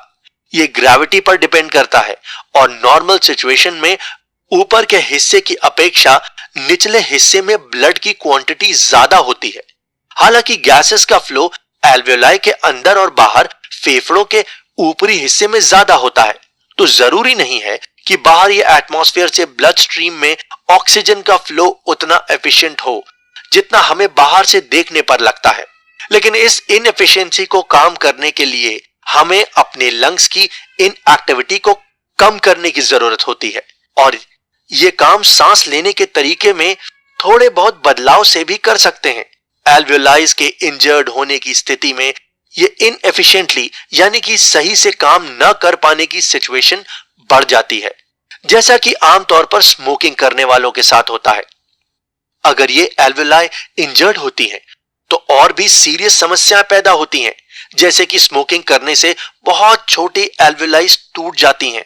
अब वो जिस जगह पर छोटी छोटी बहुत सारे चेम्बर्स बने थे उस जगह पर एक बड़ा सा ओपन पॉकेट जैसा स्ट्रक्चर बन जाता है और ये बाहर से दिखने पर एक होल जैसा दिखाई देता है। जब ऐसा होता है तो ऑक्सीजन के कंटेंट में आने वाला एरिया बहुत कम हो जाता है। इस सिचुएशन को एम्फीसीमा यानी कि वास्तुफिति कहते हैं। एम्फीसीमा सालों तक हानिकारक धुएं को लंग्स तक पहुंचने की वजह से धीरे धीरे डेवलप होता है। इसका सबसे कॉमन कॉज सिगरेट स्मोकिंग है। वैसे तो सभी स्मोकर्स को थोड़ी बहुत एम्फीसीमा की प्रॉब्लम्स होती है, लेकिन ऑक्सीजन की ट्रांसपोर्टेशन के लिए बहुत बड़ा एरिया प्रेजेंट होने की वजह से शुरुआत में इसके बारे में पता नहीं चल पाता और लोग नॉर्मल लाइफ बिताते हैं। आपको जानकर आश्चर्य होगा कि अधिकतर लोगों के लंग्स में करीब 300 मिलियन एल्वेलाई प्रेजेंट होते हैं। अगर इनमें से हर एक को फैलाकर आसपास रख दिया जाए तो करीब 1 BHK अपार्टमेंट के बराबर जगह घेरेंगी। एम्फीसीमा की शुरुआत में लोगों को केवल तभी सांस लेने में ऑक्सीजन एक्सचेंज में प्रॉब्लम होती है जब वे अपनी बॉडी एक्टिविटीज को बढ़ाते हैं, जैसे कि एक्सरसाइज के दौरान सांस लेने में होने वाली प्रॉब्लम। जबकि एक बार ऑक्सीजन इन कैपिलरीज में पहुंचती है तो इसके बाद ये 2 बेसिक तरीकों से ट्रांसपोर्ट होती है। या तो ये लाल रक्त कोशिकाओं यानी कि आरबीसी से जुड़ जाती हैं या फिर सीधी ब्लड में घुल जाती हैं। अधिकतर ब्लड में ट्रांसपोर्ट हो रही ऑक्सीजन को हीमोग्लोबिन नाम का मॉलिक्यूल कैरी करता है। हर 4 प्रोटीन चेन्स के एक आयरन एटम से बाइंड होने वाला बना हुआ कॉम्प्लेक्स मॉलिक्यूल है। इसमें प्रेजेंट आयरन एटीएम की ऑक्सीजन को अट्रैक्ट करने का काम करता है और पूरे शरीर में इसका ट्रांसपोर्टेशन सुनिश्चित करता है। जब इस आयरन एटम के साथ ऑक्सीजन जुड़ी हुई होती है तो ये फ्रेश ऑक्सीजन के साथ वाला ब्लड एकदम लाल दिखाई देता है। क्या आपको पता है कि हमारी कुछ नसें यानी कि नर्व्स नीली क्यों हो गई हैं? यानी कि नर्व्स नीली क्यों दिखाई देती हैं? एक्चुअली हीमोग्लोबिन कार्बन डाइऑक्साइड, जो कि हमारे शरीर का एक वेस्ट प्रोडक्ट है, उससे जुड़कर नीले रंग का हो जाता है। यही वजह है कि आर्टेरियल ब्लड यानी कि धमनियों के ब्लड का रंग लाल होता है और वेन्स का ब्लड यानी शिराओं का ब्लड का रंग नीला होता है। वैसे तो केवल ऑक्सीजन और कार्बन डाइऑक्साइड को हमारे शरीर के हीमोग्लोबिन से बाइंड करना चाहिए, लेकिन कुछ और गैसेस हैं जो एटमॉस्फेयर से लंग्स के रास्ते ब्लड स्ट्रीम में पहुंच जाती हैं और फिर ये हीमोग्लोबिन से बाइंड होकर ऑक्सीजन के बाइंड होने में प्रॉब्लम्स क्रिएट करती हैं। ऐसी ही एक बहुत कॉमन गैस है कार्बन मोनोऑक्साइड। ये किसी भी चीज के पूरी तरह से न जलने पर जनरेट होती है, लेकिन रेस्पिरेटरी सिस्टम में या तो ये सिगरेट स्मोकिंग की वजह से पहुंचती है या फिर ऑटोमोबाइल एग्जॉस्ट यानी कि गाड़ियों से निकलने वाले धुएं की वजह से। आपको जानकर आश्चर्य होगा कि कार्बन मोनोऑक्साइड की हीमोग्लोबिन से बाइंड होने की कैपेसिटी ऑक्सीजन से 240 गुना ज्यादा होती है। इस कंडीशन में कार्बन मोनोऑक्साइड ऑक्सीजन को हीमोग्लोबिन से अलग करके ट्रांसपोर्ट सिस्टम को ब्लॉक कर देता है। जो लोग सिगरेट पीते हैं उनकी हीमोग्लोबिन 5 से 15% का हिस्सा तब तक कार्बन मोनोऑक्साइड से बाइंड रहता है जब वे सिगरेट नहीं पी रहे होते हैं। कार्बन मोनोऑक्साइड से होने वाली प्रॉब्लम्स यहीं खत्म नहीं होती, बल्कि ये आर्टरीज को हार्ड करने का काम भी करती हैं और यही कारण है कि स्मोकिंग करने वाले लोगों की हार्ट अटैक से मरने की दर नॉन स्मोकर के कंपैरिजन में 3 से 5 गुना ज्यादा है। एक बार जब हीमोग्लोबिन मॉलिक्यूल ऑक्सीजनेट हो जाते हैं उसके बाद उन्हें पूरे शरीर की हर सेल तक पहुंचना होता है और इसे शरीर के हर सेल तक पहुंचाने का काम हमारा हार्ट करता है। चलिए जानते हैं कि ये छोटा सा हार्ट ये काम कैसे करता है। दरअसल ये तो अलग अलग काम करने वाले सेक्शंस में बटा होता है, जिसमें राइट यानी कि दाएं भाग में ऑक्सीजन पुअर यानी कि वो ब्लड जो पूरे शरीर में ऑक्सीजन की सप्लाई करने के बाद कार्बन डाइऑक्साइड से बाइंड होकर वापस आ रहा होता है, प्रेजेंट होता है। हार्ट इस ऑक्सीजन पुअर ब्लड को पंप करके लंग्स की उन कैपिलरीज में पहुंचा देता है जो एल्वेलाई के चारों तरफ बनी होती है। यहां गैस एक्सचेंज होता है और ऑक्सीजन इस ब्लड के हीमोग्लोबिन से बंद हो जाती है। फिर यह नया ऑक्सीजनेटेड ब्लड हार्ट की लेफ्ट साइड में पहुंचता है, जहां से वो आर्टरीज से होता हुआ पूरे शरीर में ऑक्सीजन पहुंचाता है। यहां आर्टरीज शरीर के हर पार्ट में पहुंचते पहुंचते कैपिलरी जितनी पतली हो जाती है वहां आसपास के सेल से ठीक वैसे ही एक्सचेंज होता है जैसे लंग्स में हुआ था, पर अभी ये हीमोग्लोबिन और सेल्स के बीच में होता है। यहाँ सेल से रिलीज हुई कार्बन डाइऑक्साइड हीमोग्लोबिन से बाइंड हो जाती है और सेल को ऑक्सीजन ट्रांसफर कर देती है। कार्बन डाइऑक्साइड होने की वजह से ये ब्लड ब्लू कलर में चेंज हो जाता है। वेन से ट्रैवल करते हुए हार्ट की राइट साइड में पहुंच जाता है और उसके बाद वापस से लेफ्ट साइड में पहुंचता है और इस तरह से ये साइकिल चलती रहती है। तो दोस्तों, इस एपिसोड में हमने शरीर की हर सेल तक ऑक्सीजन पहुंचने के लिए जिम्मेदार सिस्टम को आपसे डिस्कस किया, लेकिन एटमॉस्फेयर के हार्ट तक पहुंचने के लिए भी एयर को नए लेवल से गुजरना होता है। क्या है वो नए लेवल्स या सिस्टम्स? ये जानने के लिए जुड़े रहिए हमारे साथ। क्या आपने कभी अपनी नाक के डिजाइन पर ध्यान दिया है? अब आप मेरी बात पर हंसेंगे कि इस पर क्यों ही ध्यान देना। दरअसल ब्रीदिंग को समझने के लिए इसे जानना जरूरी है। नोज वैसे तो हम सब के फेस का एक सुंदर पार्ट है और इंसानों के रेस्पिरेटरी सिस्टम का सबसे पहला और सबसे कॉन्स्ट्रिक्ट यानी कि संकीर्ण भाग है। ये एक बॉटल नेक की तरह है और यही वो रूट है जिससे होते हुए एयर लंग्स तक पहुंचती है। अब आप कहेंगे कि ये काम तो हमारा मुंह भी कर सकता है, पर आपको जानकर आश्चर्य होगा कि नाक से अंदर और बाहर जाने वाली एयर मुंह के कंपैरिजन में 150% ज्यादा होती है। मुंह की अपेक्षा नाक से सांस लेने पर हमारी बहुत सारी एनर्जी वेस्ट होने से बचती है। मेडिकल स्पेशलिस्ट का कहना है कि नाक करीब 30 अलग अलग फंक्शन परफॉर्म करती है। ये एयर को फिल्टर, मॉइस्चर, एयर फ्लो के डायरेक्शन, ऑक्सीजन को लाने, म्यूकस बनाने, साइनस के लिए ड्रेनेज का इंतजाम करने, नर्वस सिस्टम को अफेक्ट करने जैसी कई काम करती है। नोज की स्ट्रक्चर को समझने के लिए इसे दो भागों में बांटा जा सकता है, इंटरनल और एक्सटर्नल। वैसे तो आप देख पाएंगे कि एनिमल्स के पास बाहर से दिखने वाली नाक नहीं होती। ह्यूमंस स्पेशल होते हैं। दूसरे एनिमल्स के पास नाक की जगह पर 2 होल होते हैं जिनसे एयर एंटर होकर इंटरनल कैविटी में पहुंचती है। एक्सटर्नल नोज का शेप ही एयर को इनहेलेशन के लिए तैयार करने का जरूरी काम करता है और यही वजह है कि अलग अलग क्लाइमेट में रहने वाले लोगों की नाक का शेप अलग अलग होता है।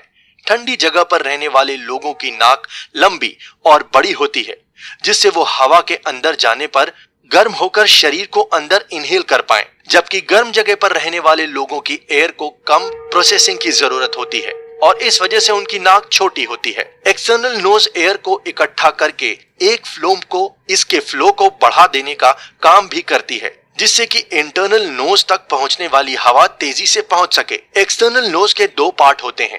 पहला पार्ट बोन से बना होता है और हार्ड होता है, जबकि दूसरा पार्ट जो बाहर की तरफ होता है वो कार्टिलेज से बना एरिया होता है जो छूने पर सॉफ्ट महसूस होता है। बाहर के छोटे कंपार्टमेंट को वेस्टिब्यूल कहते हैं। ये कार्टिलेज से बने होते हैं और फ्लेक्सिबल होते हैं और ऊपर की तरफ छोटी छोटी बोन्स और कार्टिलेज मिलकर जुड़ने से एक कॉम्प्लेक्स स्ट्रक्चर बनाती है। जब किसी की नाक टूटती है तो असल में वहां बोनी पार्ट फ्रैक्चर हो जाता है। वैसे तो कार्टिलेज से बनने वाले पार्ट भी इंजर्ड हो सकता है, पर इसमें फ्रैक्चर नहीं हो सकता। नाक के बीचों बीच सेप्टम होता है और यह भी बोन से बना स्ट्रक्चर है जो नाक को 2 भागों में डिवाइड करती है। अब इससे आगे अंदर की तरफ नाक के पैसेज एक्सपैंड होते हैं और हम ऐसी जगह पर पहुंचते हैं जो हमारे मुंह से जस्ट ऊपर होता है, जिसे तालू कहते हैं। अगर अपनी जीभ को पीछे की तरफ से ले जाते हैं तो हमें एक ऐसी जगह मिलती है जहां पर बहुत सॉफ्ट फील होता है और वो एक्चुअली में नाक के अंदर वाले हिस्से के जस्ट नीचे होता है और इस प्लेस पर ऊपर की तरफ आई बॉल वाली कैविटी प्रेजेंट होती है। उसके बाद नेजल कैविटी और सबसे नीचे माउथ कैविटी प्रेजेंट होती है। इस इंटरेस्टिंग जगह की वजह से यहाँ पर होने वाले कुछ भी मूवमेंट दिमाग, नर्वस सिस्टम और पिट्यूटरी ग्लैंड के पास पहुंचता है। जब हम सांस लेते हैं तो हवा का तेज फ्लो अंदर की तरफ चलता है, नर्वस सिस्टम को मैसेज पहुंचता है और इसके बाद हवा के फ्लो का रास्ता इंटरनल नोज की स्ट्रक्चर ही तय करती है। नोजल कैविटी की वॉल्स बहुत तरह की टेढ़ी मेढ़ी स्ट्रक्चर से बनी है। ये सारी स्ट्रक्चर्स एयर को ठीक से अलग अलग डायरेक्शंस में भेजने के लिए डिजाइन की हुई सबसे इंटरेस्टिंग स्ट्रक्चर सी शेल की तरह दिखने वाली 3 टर्बिनेट्स है। ये हवा को रोककर धीरे धीरे गर्म और मॉइस्ट कर देती है और इस तरह से ये हवा को लंग्स में पहुंचने के लिए तैयार करती है। जिससे कि उसके सॉफ्ट टिश्यूज को अचानक से कोई शॉक ना लगे। जब यह हवा शरीर से बाहर जा रही होती है तो टर्बिनेट के ऊपर से गुजरने पर वो इन टर्बिनेट को गर्म और मॉइस्ट करके बाहर की तरफ निकल जाती है और इस तरह से आपका शरीर मॉइस्चर और हीट के लॉस से बचा रहता है। वैसे तो टर्बिनेट्स हवा को हिलाकर और उसमें टर्बुलेंस क्रिएट करके लंग्स तक पहुंचने के लिए काफी इंपॉर्टेंट काम करते हैं, लेकिन कभी कभी बहुत ज्यादा टर्बुलेंस ब्रीदिंग में डिफिकल्टी कॉज करने लगता है। चलिए अब जानते हैं म्यूकस मेम्ब्रेन के बारे में। हमने पहले ही डिस्कस किया था कि नाक अलग अलग फंक्शन परफॉर्म करती है, उसमें से एक है म्यूकस का सिक्रीशन, और जब हवा टर्बिनेट से होते हुए नेजल लाइनिंग से टकराती है तो बाहर से आने वाली डस्ट और दूसरे कण वहीं पर रुक जाते हैं। इसकी सफाई भी जरूरी है और इस प्रॉब्लम्स के निपटने के लिए नाक के अंदर म्यूकस मेम्ब्रेन की कवरिंग होती है। इसका काम म्यूकस सिक्रीट करना है।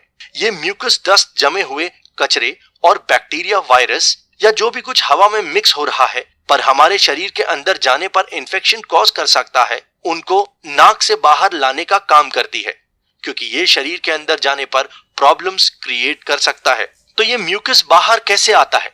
एक्चुअली ये नेजल कैविटी से होता हुआ गले में पहुंच जाता है और वहां से ईसोफेगस में पहुंचता है।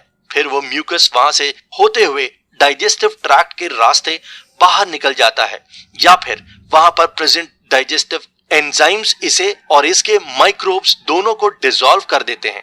कभी कभी ये सिस्टम फेल हो जाता है और जब म्यूकस बहुत हार्ड हो जाता है तो वो म्यूकस मेम्ब्रेन से चिपक जाता है और तभी हमें जुकाम यानी कि कोल्ड की प्रॉब्लम होती है। म्यूकस किस तरह से बनेगा, इसको हमारी डाइट काफी हद तक तय करती है। बहुत ज्यादा स्टार्च वाला खाना खाने से या बहुत ज्यादा मिल्क प्रोडक्ट इनटेक करने से म्यूकस के जमने की प्रोबेबिलिटी बढ़ जाती है। म्यूकस जमने का एक और इम्पोर्टेंट रीजन है ठंडी और मॉइस्चर यानी कि नमी के बिना चलने वाली हवा। अगर म्यूकस पहले ही हार्ड है तो उसमें सूखी हवा उसे नाक में जमाने का काम कर देते हैं। अब क्योंकि नाक की इंटरनल स्ट्रक्चर बहुत ही जटिल है तो वहां ऐसा होने की संभावना बहुत अधिक होती है। यहाँ लिम्फॉइड टिश्यूज जो कि व्हाइट ब्लड सेल्स और एंटीबॉडी को सिक्रीट करते हैं वो अक्यूमुलेट होना शुरू हो जाते हैं। कभी कभी ये लिम्फाइड टिश्यू इतने बड़े हो जाते हैं कि वो गले या सांस की नली को ब्लॉक कर सकते हैं और इस स्ट्रक्चर को टॉन्सिल कहते हैं। नेजल कैविटी से जुड़ी एक और फ्रीक्वेंट प्रॉब्लम है साइनोसाइटिस। ये वो कैविटीज हैं जहां पर फेशियल स्ट्रक्चर नेजल कैविटी से जुड़ी होती हैं। सबसे बड़ी साइनस आंखों के नीचे और चीक बोन्स में प्रेजेंट होती है और वैसे तो ये साइनस भी म्यूकस सिक्रीट करते हैं, लेकिन अधिकतर उन्हें खाली रहना चाहिए। हर एक साइनस से ये म्यूकस नोजल कैविटी के म्यूकस से मिल जाता है, लेकिन ऐसा नहीं हो पाता। इन्फ्लेमेशन होता है और ये कंडीशन है जिसे साइनोसाइटिस कहते हैं। इस प्रॉब्लम से निपटने का एक सिस्टमैटिक तरीका है नोजल वॉच या नेति क्रिया। इसमें एक नॉस्ट्रिल से हल्का गर्म और सॉल्टी पानी अंदर की तरफ डाला जाता है और दूसरे नॉस्ट्रिल से बाहर निकाल दिया जाता है। इससे म्यूकस उसमें घुलकर बाहर आ जाता है और म्यूकस मेम्ब्रेन प्रॉपर तरीके से काम कर पाता है। हमारे आंसू भी म्यूकस हटाने का काम करते हैं। आपने अक्सर देखा होगा कि जब कोई बहुत ज्यादा रोता है तो उसकी नाक से पानी गिरने लगता है। ऐसा इसलिए भी होता है क्योंकि आंसू सॉल्टी होते हैं और जब ज्यादा मात्रा में टीयर्स प्रोड्यूस होते हैं तो ये नाक में पहुंचते हैं और उसके रास्ते बाहर निकलने लगते हैं। लेकिन नाक को साफ करते समय यह ध्यान रखना चाहिए कि वो पानी इतना ज्यादा सॉल्टी या गर्म ना हो कि नाक की इंटरनल लाइनिंग को नुकसान पहुंचे। पिछले सेगमेंट में हमने जाना कि नेति क्रिया यानी कि नेजल वॉश कितना जरूरी है और इस सेगमेंट में हम उससे जुड़े इंस्ट्रक्शन और प्रोसेस को समझने की कोशिश करेंगे। कहा जाता है कि योग के दौरान सुरीली सांस लेना हमारे शरीर के एक्टिव और पैसिव दोनों सिस्टम में सामंजस्य बनाने के लिए जरूरी है। तो मेडिटेशन से पहले नेति वॉश इस प्रैक्टिस में हेल्पफुल पाया गया है।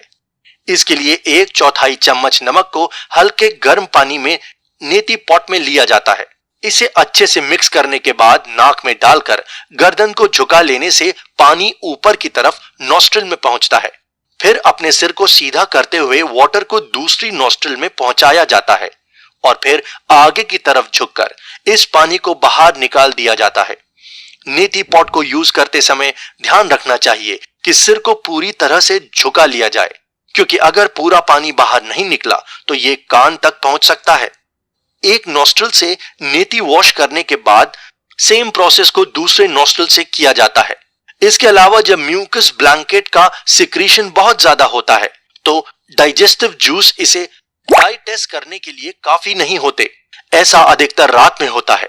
जिन्हें ऐसी प्रॉब्लम होती है उनके लिए गज करनी टेक्निक यूज की जाती है। इसमें नमक से मिले हुए पानी को बहुत ज्यादा क्वांटिटी में पीने की सलाह दी जाती है और फिर उसे बाहर निकाला जाता है। ये पेट के सारे म्यूकस को बाहर कर देता है। स्मोकिंग करने वाले लोगों को म्यूकस बनने की प्रॉब्लम ज्यादा होती है। ऐसा इसलिए होता है क्योंकि स्मोक और कोल तार दोनों सिलिया को जमा देते हैं और इसे बाहर लाने की मैकेनिज्म पूरी नहीं हो पाती। अगर हम नाक के स्ट्रक्चर को देखें तो म्यूकस मेम्ब्रेन के नीचे एक बहुत मोटी टिश्यू की स्पंजी परत प्रेजेंट होती है। इसमें बहुत ज्यादा क्वांटिटी में ब्लड प्रेजेंट होता है और यह परत अधिकतर शरीर के सॉफ्ट एरिया जैसे रिप्रोडक्टिव ऑर्गन में ही प्रेजेंट होती है। इसके अलावा योग्य सांस लेने के विज्ञान पर ध्यान केंद्रित किया। उन्होंने खेलों के तरीके पर कई साइकोलॉजिकल फिजियोलॉजी के रिलेशन को नोटिस किया। उन्होंने पाया कि दाएं और बाएं में से किसी एक से सांस लेने पर अलग अलग प्रवृत्तियां हो सकती हैं। जैसे दाईं ओर से सांस लेने वाले लोग अधिक एक्टिव, एंग्री, अलर्ट और बाहरी दुनिया की तरफ ज्यादा ओरिएंटेड होते हैं, जबकि बाईं ओर से सांस लेने वाले लोग शांत और अपनी दुनिया में मगन रहने वाले लोग होते हैं। हालांकि लेफ्ट और राइट नॉस्ट्रल से सांस लेने के बीच अंतर साइकोलॉजिकल नजरिए से भी ज्यादा है। कहा जाता है कि राइट नॉस्ट्रल इंटरनल ऑर्गन को एक्टिव कर देता है और इसलिए पुराने समय में योगिक स्टूडेंट्स खाने से पहले अपने राइट नॉस्ट्रल को एक्टिवेट करते थे और इसके उलट पानी पीने के समय किसी एक्टिविटी वर्क की जरूरत नहीं होती थी, इसलिए उसे लेफ्ट नॉस्ट्रल से सांस लेने के दौरान किया जा सकता था। प्राचीन समय में भारत के लोगों के लिए ब्रीदिंग का विज्ञान काफी कॉमन था। उन्होंने इसकी लंबे समय तक प्रैक्टिस की थी, लेकिन आजकल अधिकतर लोगों के बीच सांस लेने के तरीकों के बारे में जागरूकता नहीं है, इसलिए वर्तमान में इसे योग के एक हिस्से के रूप में डेवलप किया गया है। सांस से जुड़ी प्रैक्टिस में सबसे अधिक यूज किए जाने वाले एक्सरसाइज को नाड़ी शोधन कहते हैं, जिसमें हवा के प्रवाह को एक नॉस्ट्रल से दूसरी नॉस्ट्रल की तरफ और दूसरी से पहली नॉस्ट्रल की तरफ फोर्स किया जाता है। चलिए नाड़ी शोधन की टेक्निक को समझने की कोशिश करते हैं। इस टेक्निक को शुरू करने के लिए आपको सीधे मेडिटेशन की पोजीशन पर बैठना होगा। आप अपने लिए कंफर्टेबल कोई भी पोजीशन चुन सकते हैं, लेकिन आपका सिर, गर्दन और रीढ़ की हड्डी सीधी होनी चाहिए। वैसे तो दाएं हाथ का अंगूठा दाएं नॉस्ट्रल को बंद करने के लिए और उसी हाथ की रिंग फिंगर को लेफ्ट नॉस्ट्रल को बंद करने के लिए यूज किया जाता है। पहले अपने एक्टिव नॉस्ट्रल से सांस को एक्सहेल कीजिए और फिर इससे इनहेल कीजिए और फिर उससे इनहेल कीजिए। इनहेलेशन के खत्म होने पर उस नॉस्ट्रल को उंगली की सहायता से बंद कर दीजिए और दूसरी की तरफ एक्सहेल कीजिए। एक्सहेलेशन खत्म होने के बाद उसी नॉस्ट्रल से फिर से इनहेलेशन कीजिए और सेम प्रोसेस को दोहराइए। इसको 3 बार दोहराने के बाद आप एक कंप्लीट साइकिल पूरा करेंगे, जिसे आमतौर पर एक राउंड कहते हैं। इस एक्सरसाइज को करते समय आपको 2 बातें ध्यान में रखनी होंगी। सांस को धीरे धीरे इनहेल करना और शांति के साथ प्रोसेस को कंप्लीट करना। अगर एयर फ्लो स्मूथ होगा तो टर्बुलेंस भी बहुत कम होगा और इससे साउंड नहीं क्रिएट होगा। इन 2 गोल को पूरा करने के लिए आपको अपनी ब्रीदिंग पर पूरी तरह से कंसंट्रेट करना होगा। नाड़ी शोधन के अभ्यास करने से आप दोनों नॉस्ट्रल्स को एक्टिवेट करने के साथ साथ जान पाएंगे कि आपका कौन सा नॉस्ट्रल अच्छी तरह से काम करता है और आप उसी के बेसिस पर अपने नेचर के बारे में भी जान पाएंगे। नाड़ी शोधन एक यौगिक एक्सरसाइज के बजाय एक स्टडी है जो हमारे बीच अवेयरनेस क्रिएट करता है और हम अच्छे से कंसंट्रेट कर पाते हैं। नोज और नेजल कैविटी के स्ट्रक्चर के बाद एक और एस्पेक्ट है जो ब्रीदिंग पैटर्न को डिजाइन करता है। यह है फ्लो ऑफ एयर। हवा जिस रास्ते से जाती है उसकी करंट और क्रॉस करंट सब इस पैटर्न को कॉम्प्लेक्स बना देते हैं और ये हर व्यक्ति में अलग अलग होता है। ठीक वैसे ही जैसे नदी के किनारे नदी के पानी को शेप देते हैं, ऐसे ही किसी की नेजल कैविटी इसके एयर फ्लो को डिसाइड करती है। पुराने समय के योगीज के अकॉर्डिंग एयर का फ्लो हमारे शरीर में पहुंचने वाली एनर्जी को डिजाइन करता है। हालांकि आधुनिक समय में इनकी रिलेशनशिप पर ज्यादा रिसर्च नहीं की गई है, पर कई राइनोलॉजिस्ट्स का मानना है कि नाक बेहतर काम को इफेक्ट करती है। उनका कहना है कि नाक का शेप या एयर का फ्लो दोनों इंसान की साइकोलॉजी और फिजियोलॉजी पर असर डालती है। ईस्टर्न सोच के अनुसार एयर फ्लो का मूवमेंट, जिससे कि सांस यानी कि प्राण की सप्लाई शरीर और दिमाग को होती है, वो पूरी तरह से इमोशंस और दिमाग को कंट्रोल करता है, क्योंकि प्राण ही कॉन्शियस माइंड और इसके फ्लो को एक दिशा से दूसरी दिशा में ले जाता है। इसलिए नाक की सर्जरी करने वाले सर्जन्स एक बहुत ही सेंसिटिव और एक्सपीरियंस तरीके से काम करते हैं। ऐसे कई केसेस देखे गए हैं जिसमें लोगों ने सर्जरी के बाद अपना मानसिक संतुलन खो दिया। असल में राइनोलॉजिस्ट पहले इनर लाइन के सभी टिश्यूज को रिकॉर्ड कर एयर फ्लो को टेस्ट करते हैं, और अगर एयर फ्लो आसानी से हो रहा होता है तो वे सर्जरी नहीं करते, क्योंकि ऐसा बहुत कम होता है कि हड्डियों के स्ट्रक्चर हवा के फ्लो को चेंज कर पाए, बल्कि डायरेक्ट टिश्यू जो स्पंजी होते हैं वहीं एयर फ्लो के पैटर्न को चेंज करते हैं। जैसा कि हमने नाड़ी शोधन में देखा कि हम एक नॉस्ट्रिल को बंद करके हवा को दूसरे नॉस्ट्रिल से पास करने के लिए प्रेरित कर सकते हैं। पुराने समय की किताबों में सांसों के अलग पैटर्न और इसके लिए अलग पर्सनालिटी स्टेटस और फिजियोलॉजिकल फंक्शन के बारे में बताया हुआ है। इन सब पर लेबोरेटरी रिसर्च धीरे धीरे विकसित कर रहा है, जो इन थॉट्स को समझने, नकारने या फिर एक्सेस करने के लिए जरूरी है। पिछले सेगमेंट में हमने रेस्पिरेटरी सिस्टम के बारे में मॉलिक्यूलर, माइक्रोस्कोपिक और इंटरनल बेसिस पर जाने की कोशिश की। इस सेगमेंट में हम सरफेस स्ट्रक्चर्स को समझने की कोशिश करेंगे। साथ ही हम जानेंगे कि ब्रीदिंग का पूरा मैकेनिज्म क्या है, वो कौन सा रीजन है जिसकी वजह से एयर हमारे शरीर में अंदर और बाहर जा पाती है। बाहर से देखने पर मानव शरीर में कुछ डिवीजन पूरी तरह से क्लियर दिखाई देते हैं, जैसे 2 हाथ, 2 पैर, एक सिर और टॉर्सो यानी कि धड़, और इनमें से हर एक का अपना अलग काम करने का सिस्टम होता है। अब क्योंकि टॉर्सो तो वो पार्ट है जिसमें एयर के मूवमेंट से रिलेटेड सभी ऑर्गन प्रेजेंट होते हैं, तो इस सेगमेंट में हम इसी पार्ट से रिलेटेड मैकेनिज्म की बातें करेंगे। टॉर्सो को 3 हिस्सों में डिवाइड किया जा सकता है। पहला हिस्सा थोरैक्स यानी कि छाती, जिसमें हार्ट और लंग्स प्रेजेंट होते हैं।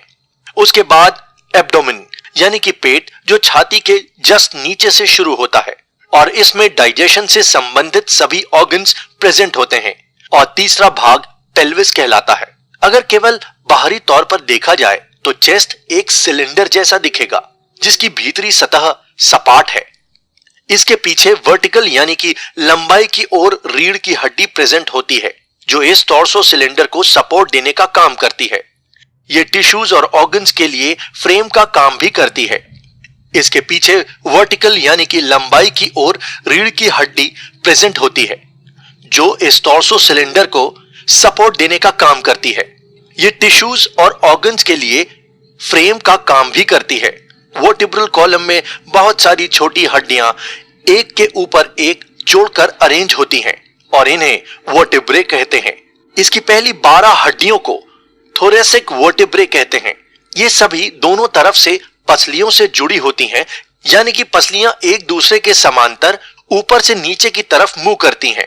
अब क्योंकि ये पसलियां लेंथ में साइज में बढ़ती हैं, तो थोरैक्स यानी चेस्ट का निचला भाग सबसे चौड़ा होता है।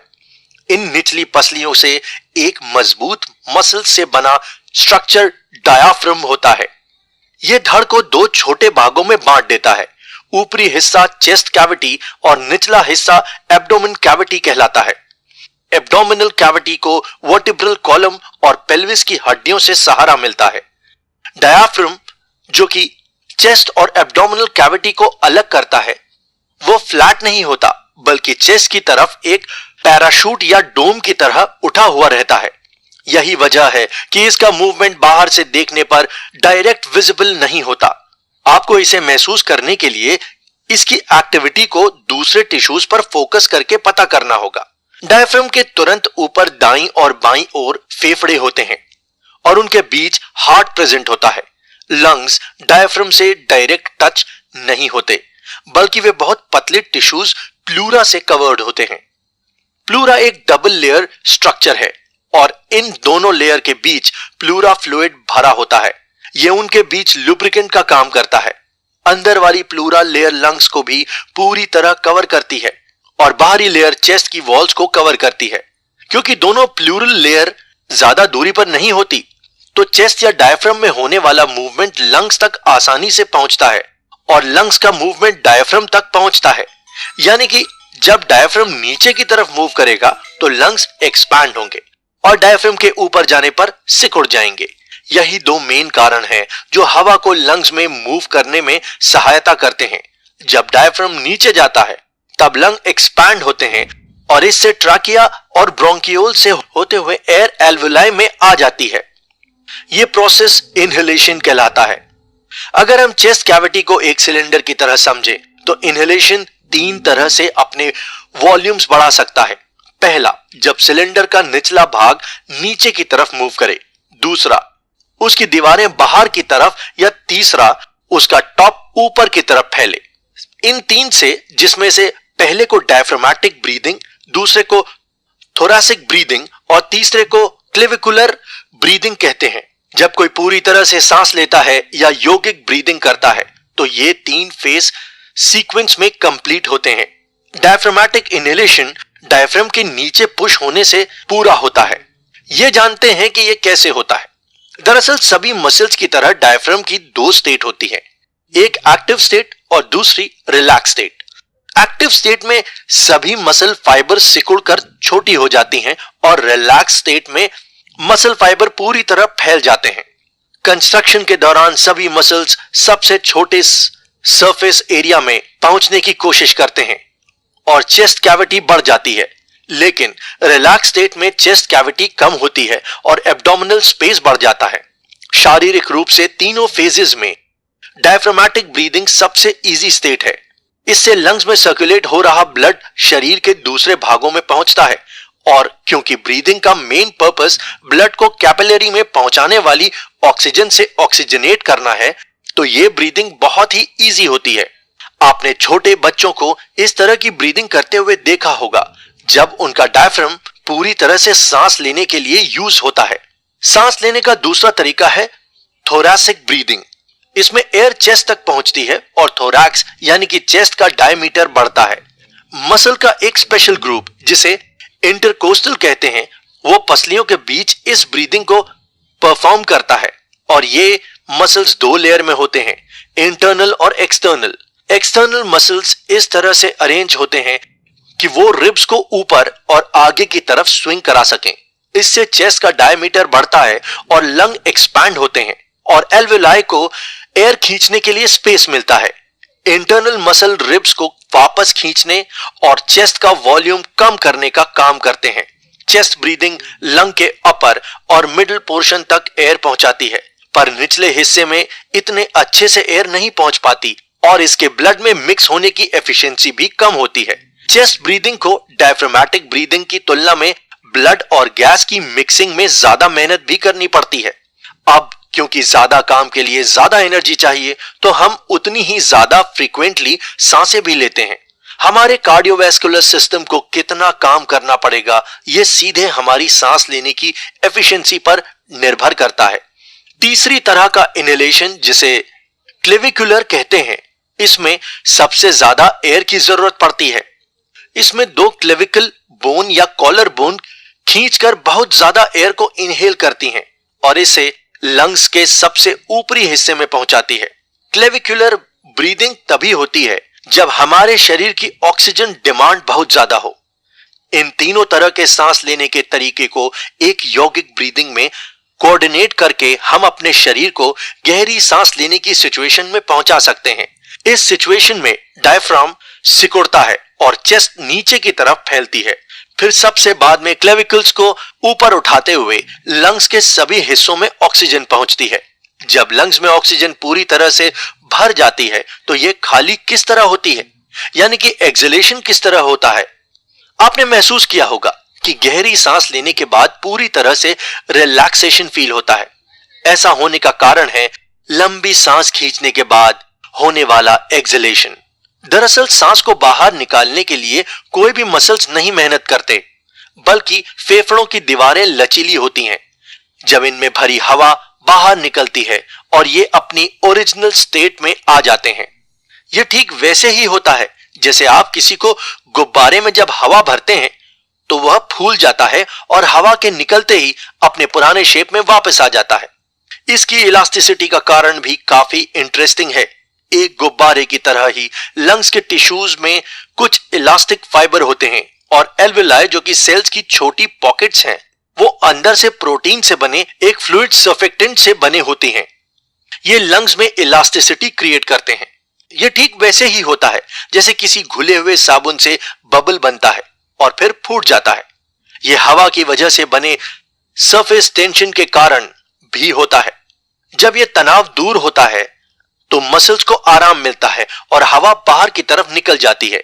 इनहेल करते समय डायफ्राम पेट के ऑर्गन्स को नीचे की तरफ धकेलता है और एक्सहेल करते समय ये रिलैक्स स्टेट में पेट को अंदर की तरफ धकेलता है। दोस्तों, इस एपिसोड में हमने जाना कि प्रॉपर तरीके से इनहेल और एक्सहेल किस तरह से किया जाता है। अगले एपिसोड में हम बात करेंगे प्राणायाम की, जिसे राजयोग भी कहा जाता है। तो जुड़े रहिए हमारे साथ इस चर्चा में।